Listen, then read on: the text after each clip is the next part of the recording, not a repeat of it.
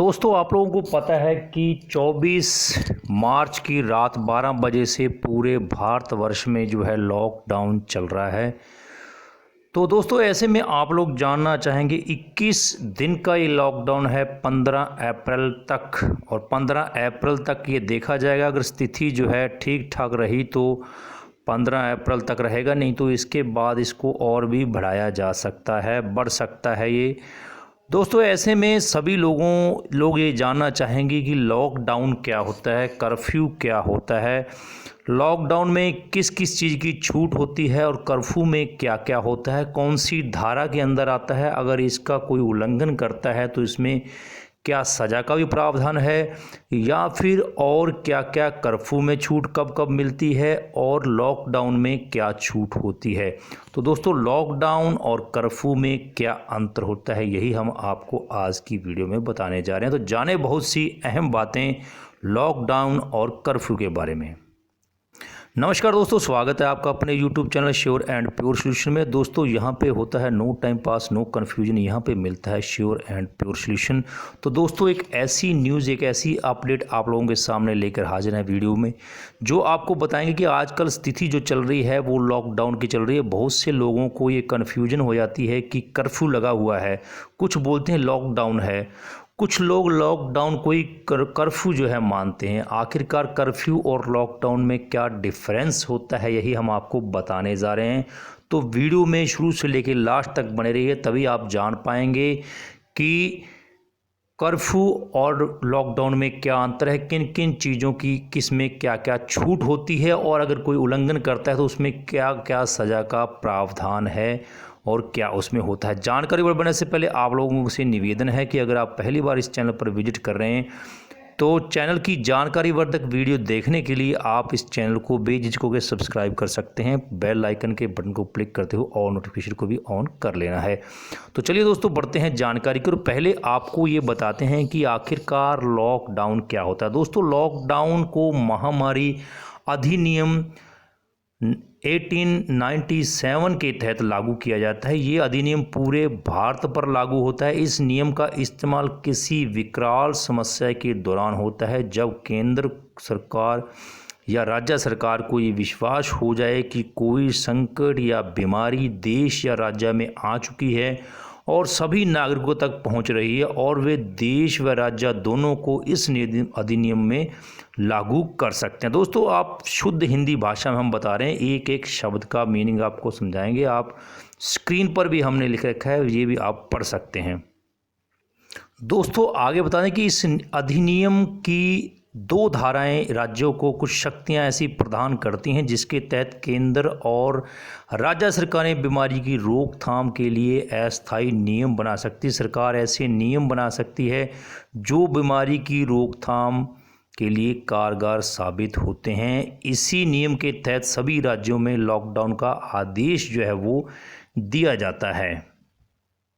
तो दोस्तों ऐसे में जो राज्य सरकार है वो उन लोगों का निरीक्षण कर सकती है जो किसी दूसरी स्टेट से बाहर से आ रहे हैं, यात्रा करके आ रहे हैं। तो गवर्नमेंट जो है, राज्य सरकार जो है वो अपने तीसरे नियम के तहत धारा 3 के अनुसार जो है वो नियम को तोड़ने वालों को धारा 188 की तहत, जो IPS की धारा 188 के तहत केस भी दर्ज कर सकती है। अगर व्यक्ति जो है लॉकडाउन का उल्लंघन करता है तो राज्य सरकार बाहर से आने वाले कोई भी यात्री हैं, कोई भी आता है बाहर से, उसका निरीक्षण कर सकती है कि इसको बीमारी तो नहीं है। इसके लिए वो अपने अलग से कानून जो है वो बना सकती है। तो दोस्तों आपको बता दें लॉकडाउन एक प्रशासनिक आदेश होता है। इसे किसी आपदा के समय सरकारी तौर पर लागू किया जाता है। इसमें लोगों को घर में रहने का आह्वान किया जाता है, अनुरोध किया जाता है। इसमें जरूरी सेवाओं के अलावा सारी सेवाएं जो है वो बंद कर दी जाती हैं। दफ्तर, दुकानें, फैक्ट्रियां और परिवहन की जो सुविधाएं हैं वो बंद कर दी जाती हैं। जहां संभव हो वहां कर्मचारियों से इसमें घर पर ही काम कराने के लिए कहा जाता है, घर पर ही काम करने के लिए कहा जाता है। तो लॉकडाउन में सज़ा का प्रावधान होना जरूरी नहीं है। एक तरह से लॉकडाउन को बिना सज़ा के प्रावधान वाला कर्फ्यू कहा जा सकता है। अगर लोग इससे बाहर निकलते हैं तो पुलिस सिर्फ उन्हें समझाकर वापस भेज सकती है, उन्हें जेल या जुर्माना नहीं हो सकता। हालांकि सरकार लॉकडाउन में भी सख्ती कर सकती है। लॉकडाउन के अंतर्गत कोई बाहर आता है तो 6 महीने की सज़ा का भी यह प्रावधान कर सकती है, लगा सकती है, या जुर्माना भी कर सकती है। भारतीय दंड संहिता की धारा 269 और 270 के तहत जो व्यक्ति संक्रमण फैलाता है या संक्रमण फैलाते हुए दोषी माना जाता है वो एक दंडनीय अपराध माना जाता है। ऐसी स्थिति में ये धाराएं जो हैं वो लगाई जाती हैं जिसमें 2 साल का कारावास भी जो है वो दिया जाता है। जब लॉकडाउन हो और कोई व्यक्ति बार बार बाहर निकले, ये सोचे कि मेरे को संक्रमण है, मैं दूसरे तक ये संक्रमण फैला दूं, तो इस स्थिति में ये 269 और 270 धारा के तहत जो है एक दंडनीय अपराध माना जाता है और उस व्यक्ति को 2 साल की सज़ा भी दी जाती है। दोस्तों ये बहुत अहम जो है ये भी लॉकडाउन। तो दोस्तों ऐसी स्थिति में धार्मिक आयोजनों की भी इजाज़त नहीं देती है, कहीं कल्चर प्रोग्राम, कहीं फंक्शन की भी इजाज़त तक नहीं होती है। यहाँ तक कि शमशान घाट में जो अंतिम संस्कार करते हैं, जो कहीं डेथ हो जाती है, तो उसके लिए भी 20 से ज़्यादा आदमियों की जो सरकार है वो परमिशन नहीं देती है लॉकडाउन में। इस प्रकार से लॉकडाउन भी बहुत अहमियत रखता है, इसलिए हमने सोचा कि आपको समझाया। वर्तमान समय में जो लॉकडाउन में जुड़ी सेवाएं हैं, जैसे पुलिस है, अग्निशमन है, मेडिकल है, पैरामेडिकल है, मीडिया है, डिलीवरी है, पर डिलीवरी केसेज है, कोई पेट्रोल पंप है, एयरपोर्ट है, रेलवे स्टेशन है, बस टर्मिनल है, बस स्टैंड है, सुरक्षा सेवाएं हैं, पोर्टल सेवाएं हैं, टेलीकॉम है, इंटरनेट सेवाएं हैं, बैंक सेवाएं, एटीएम, पानी, बिजली, नगर निगम, ग्रोसरी और दूध आदि सेवाओं को लॉकडाउन में छूट दी गई है। दोस्तों आप देख सकते हैं कि कौन कौन सी सेवाएं जो हैं वो आपको लॉकडाउन में मिल सकती हैं। जो इनसे जुड़े हुए लोग हैं उनकी वाहन को बाहर जाने की इसमें परमिशन होती है, बाकी किसी की को भी वाहन बाहर ले जाने की, प्राइवेट वाहन को बाहर ले जाने की परमिशन नहीं होती है लॉकडाउन में।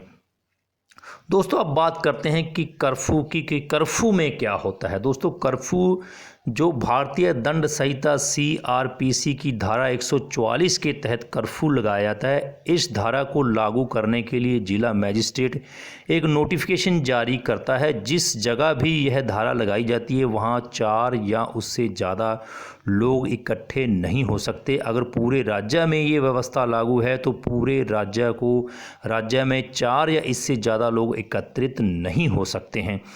तो अक्सर इस कानून का उपयोग विरोध प्रदर्शन और दंगों के दौरान व्यवस्था में, कानून बिगड़ने की व्यवस्था में रोकने के लिए किया जाता है। हाल में जो CCA के विरोध में कुछ प्रदर्शन दंगा के विरोध में हुए थे, उसको काबू पाने के लिए धारा 144 जो है वो लागू की गई थी। कर्फ्यू में जो जरूरी सेवाएं हैं जैसे पुलिस, अग्निशमन, medical, paramedical, airport, railway station, bus terminal, bus stand, पानी, बिजली, ग्रोसरी, दूध आदि सेवाओं को लेकर छूट दी गई है।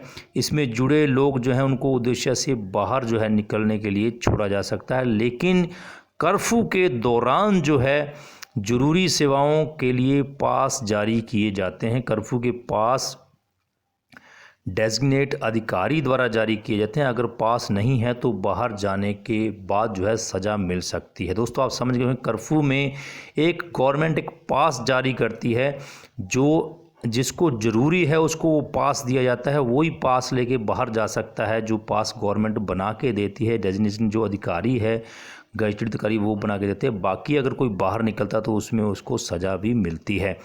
तो धारा 144 को तोड़ना, तो धारा 188 के तहत उसमें 4 महीने की कैद या जुर्माना या सज़ा दोनों भी हो सकती हैं, जुर्माना भी और सज़ा। इसके अलावा गैर ज़रूरी काम के लिए आप गाड़ी जो है वो बाहर नहीं निकाल सकते हैं कर्फ्यू में।